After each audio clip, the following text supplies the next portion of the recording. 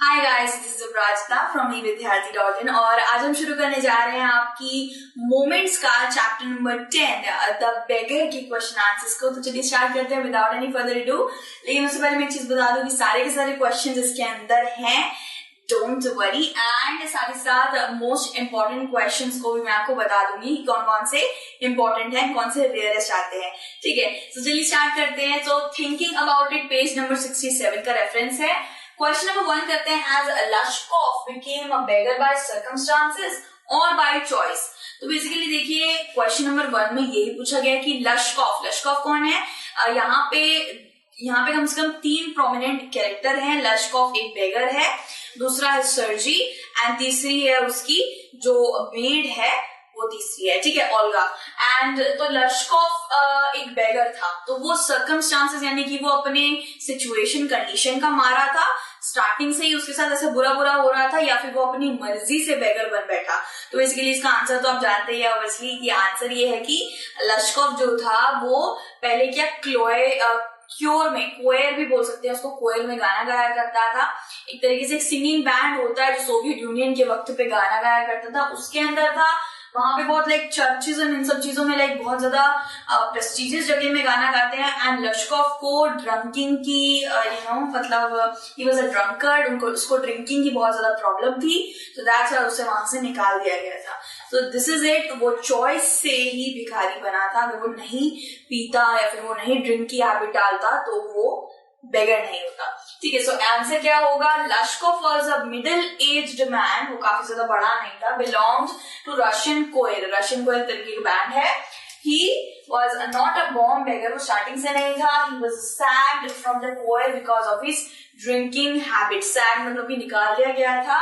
He became a beggar by choice, वो choice के ही वजह से बेगर बना है। अगर उसमें एक अच्छी हैबिट होती, उसमें अपने काम के लिए लगन होती, तो शायद वो बेगर नहीं होता।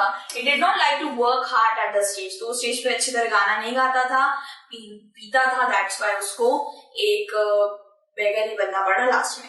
ठीक है, सो क्वेश्चन नंबर 2 क्या है? वैसे ये वाला जो क्वेश्चन है हमारा, what reason does he give to Sergey for his telling lies? Basically this is an important question guys.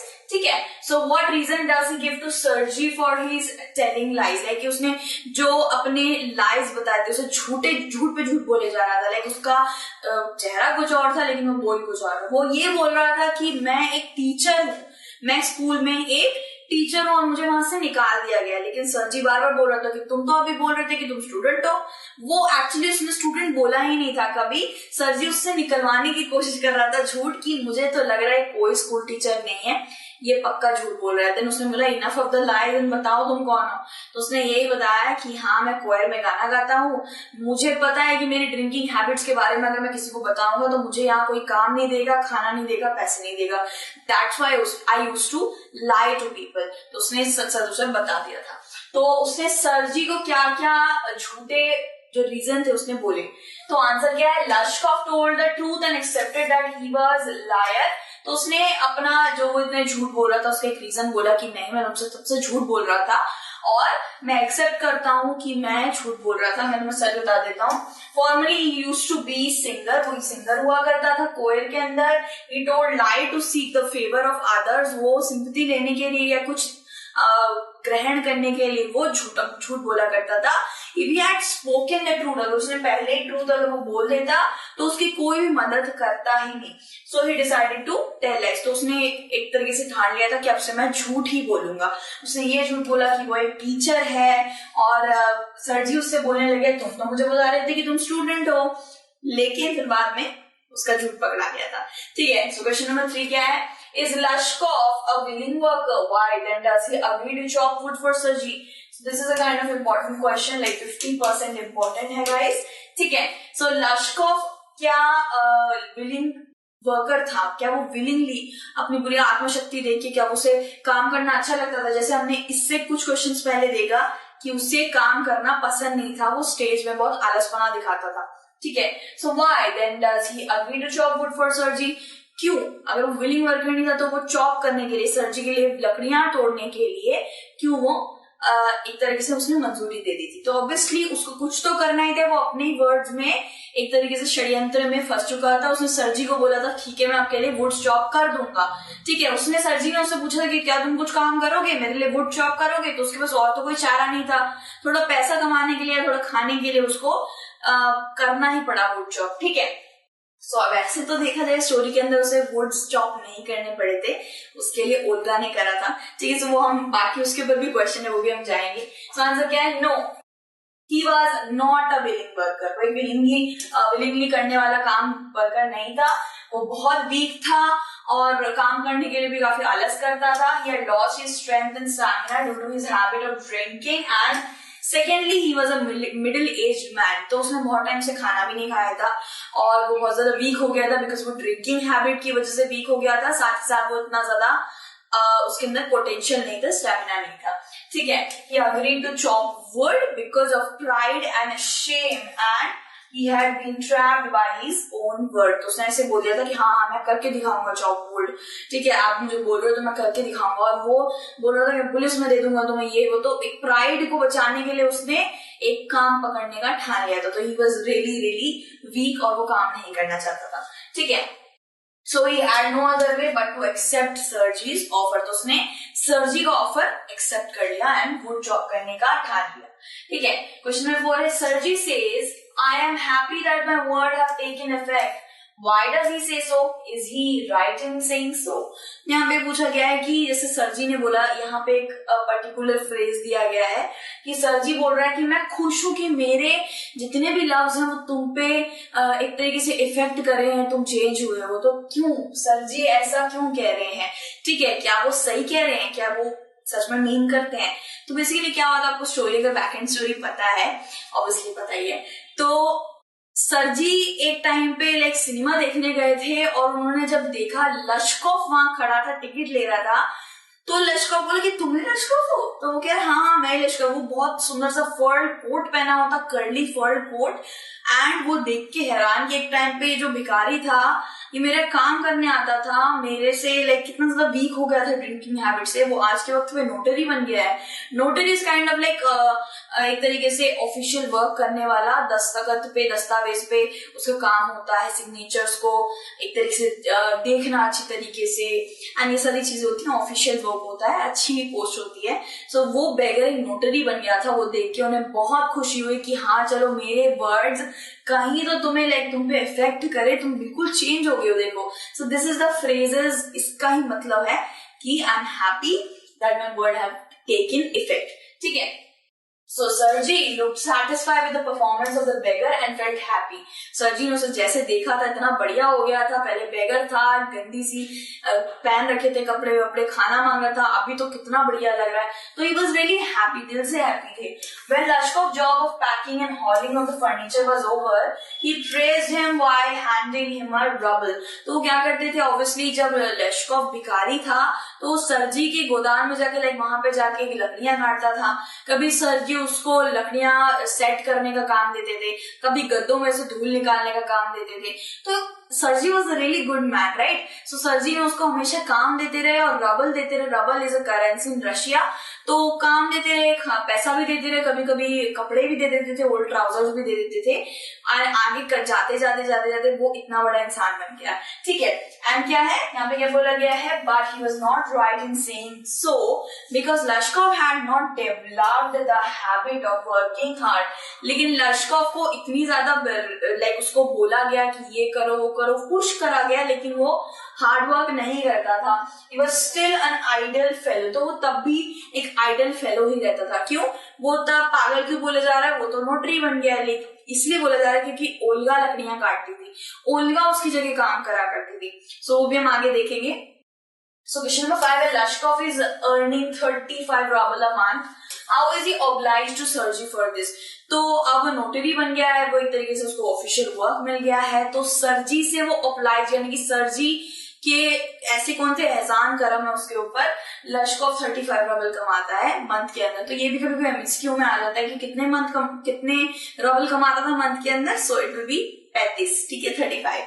So answer क्या है, Sergei played very important role in improving the condition of the beggar. पूरा obviously सर्जी का योगदान है। ऐसे लोग बहुत कम मिलते हैं जो एक भिखारी को इतना ज्यादा काम दे, उसकी कोई ये मतलब बुरी आदतें उसको ना देखें, नजरअंदाज करके भी उसको काम दे। So it is really rare. So it was because of Sergei. Sergei की वजह से लश्कोव ने 35 रूबल अ मंथ कमाने की अपॉर्चुनिटी उसे मिली। He offered him the job to chop wood at his home. तो उसने ऑब्वियसली सर्जी ने सबसे पहला काम उसे वुड चॉप करने का दिया था। सो इसीलिए सर्जी के साथ लाइक वो बहुत ज्यादा एहसान मंद था कि आपने सर्जी मुझे काम दिया तभी मैं ऐसा बना। ठीक है, उसके बाद क्या है, later on he sent him to one of his friend to do the job of copying. उसने सर्जी ने लश्कोव से पूछा कि यार तुम लिखना उन्हें जानते हो क्या? तो उसने बोला जी हाँ मैं लिखना जानता हूँ। तो उसने यही बोला कि तुम वहां पे जाओ और कॉपिंग करने का यानी कि टेपने का काम करो, लिखने का कुछ काम करो। और मतलब उसे धीरे धीरे करके फिर आगे इम्प्रोवाइज करते रहा वो और उसे काम मिल गया। Lushkoff was highly obliged to Sergei because now he was a notary because of him. So Lushkoff बहुत ज्यादा खुश था कि और बहुत ज्यादा एहसानमंद था सर्जी से, क्योंकि उसने ही उसे पुश किया था और उसी की वजह से आज वो नोटरी था। ठीक है, क्वेश्चन नंबर 6 है, ड्यूरिंग देयर कन्वर्सेशन, उनके कन्वर्सेशन के बातचीत के दौरान Lushkoff reveal that Sergei's cook Olga is responsible for the positive change in him. How has Olga saved Lushkoff? तो अब लास्ट में जब आप स्टोरी पढ़ोगे ना, लास्ट में हमें पता चलता है कि लश्कोव कोई लकड़ी वकड़ी नहीं काटता था, सारा का सारा काम ओल्गा करती थी, जो हमें स्टार्टिंग में स्टोरी के स्टार्टिंग में विलन से कम नहीं लग रही थी। ओल्गा एक बूढ़ी औरत थी जो वहां पे कुक का काम करती थी और लश्कोव जब भी लकड़ियां काटने आता था तो ओल्गा उसे ऐसे भद्दी नजर से देखती थी कि कौन आ गया। ओल्गा उसे इतना ज्यादा प्रताड़ित करती थी, उसे बुरा भला कहती रहती थी, तुम तो हेल में सड़ोगे ये वो। फिर वो बैठ के रोती थी, वो बैठ के रोने लग जाती थी और उसके बाद वो उसके लिए लकड़ियां काटती थी जस्ट बिकॉज वो वीक है, वो फीबल है। वो चाहती थी कि ये बड़ा बने, ये क्यों वीक है, इतना क्यों ड्रिंक करता है, क्यों काम नहीं करता, इतना ज्यादा उसको होता नहीं माँ की तरह प्रताड़ित करके उसके बाद खुद ही उसका काम कर देती थी। So Olga was responsible of his like notary work जो उसे मिला, वो ओल्गा ही उसकी एक तरीके से गॉड मदर आप कह सकते हैं, उसी की वजह से वो नोटरी का काम कर रहा था। जहाँ पे ये बोला गया है कि कॉन्वर्सेशन के दौरान लश्कोव ने ये सर्जी के पास रिवील किया कि भाई आपकी जो कुक है वो ही रिस्पॉन्सिबल है मेरी पॉजिटिव चेंज के अंदर, आज मैं जो भी हूँ उसी की वजह से हूँ और आपकी वजह से हूँ। तो आंसर क्या है, Olga was social and sympathetic lady, वो बहुत ज्यादा दयालु औरत थी। She loved humanity, उसको ह्यूमैनिटी बहुत पसंद थी। उसको रियलाइज होगी the condition of Lushkoff and tried her best to improve the and save. तो इम्प्रूव द सेव, तो एक तरीके से उसने क्या किया, उसमें ह्यूमैनिटी डाल दी, उसकी कंडीशन ठीक करने की कोशिश करी। वो इसको दिखता था, वो ओल्गा को दिखता था कि वो कितना ज्यादा वीक हो गया है, लेकिन जो सर्जी था वो कहता था कि हाँ ये वीक हो गया, लेकिन स्टिल उसे काम करने देता था, उसे वो रोकता नहीं था, खाना वाना नहीं देता था। ओल्गा ही थी जो उसका काम कर देती थी, वो समझती थी कि ये बहुत ज्यादा वीक है, इसने खाना नहीं खाया है, मैं इसका काम कर देती हूँ। ठीक है, she did the work of his part as she wanted to change him. तो वो ह्यूमैनिटी के चक्कर में उसे चेंज करना चाहती थी एंड उसने हमेशा उसका काम किया। कभी लाइक ओल्गा उसके लिए लकड़ियां तोड़ दिया करती थी, सब कुछ समेट देती थी। बाद में देखा जाए तो वो उस पर चिढ़ती थी, बहुत चिल्लाती थी और फिर जाके रोने लग जाती थी कि मैंने ऐसा क्यों बोला। उसके बाद उसके लिए काम कर देती थी। She was such a sweet lady. Okay, she kept criticising him in order to improve him. कहते हैं ना लाइक छेनी, लाइक जितना लाइक तलवार पे आप जितना छेनी मारो उतनी ज्यादा स्ट्रॉन्ग बनती है और हर एक पर्टिकुलर हर एक इंसान को आगे बढ़ने के लिए उस पे हथौड़े चलते ही हैं, तभी जाके वो शाइन करता है। ठीक है, हर चीज को भट्टी में जलना पड़ता है तभी जाके वो एक तंदुरुस्त एक मजबूत चीज बनती है। तो बेसिकली इसके साथ भी यही हुआ था, वो उसकी क्रिटिसाइज करती थी, प्रताड़ना करती थी उसकी, तभी जाके तो वो आज नोटरी का काम कर रहा था। He realized that feeling towards him and changed to place in his heart. So Olga was responsible for the positive change in him. तो ओल्गा वाज रियली रिस्पॉन्सिबल, जिससे वो आज नोटरी बना, जिससे वो आज इतना बड़ा इंसान बन गया। ठीक है, सो इसी के साथ हमने सारे क्वेश्चंस कर लिए हैं। Just to tell you guys कि ये 6 वाला क्वेश्चन है ना कि ओल्गा रिस्पॉन्सिबल थी, ओल्गा ने लश्कोव को सेव किया, सो ये भी एक इम्पॉर्टेंट क्वेश्चन है, 5 मार्क्स के अंदर आ सकता है, बिकॉज इसमें पूरे कंटेंट है, पैराग्राफ इसमें आपको भरना होगा 5 मार्क्स के अंदर या 4 मार्क्स के अंदर ये क्वेश्चन आ सकता है। तो इसी के साथ मैंने सारे के सारे क्वेश्चन आंसर्स को कर लिया। आई होप आपको मजा आया होगा। मैंने आपको थोड़ा सा डिटेल मैनर में समझाया है, जिससे आपको स्टोरी भी थोड़ी बहुत फ्रेशन अप हो जाए आपके दिमाग में, ठीक है। सो आई होप आपको मजा आया होगा। You're doing well, right? So फिर से मिलेंगे with another story और question answers और chapter। till then अपना ध्यान रखिए, टेक केयर, बाय बाय।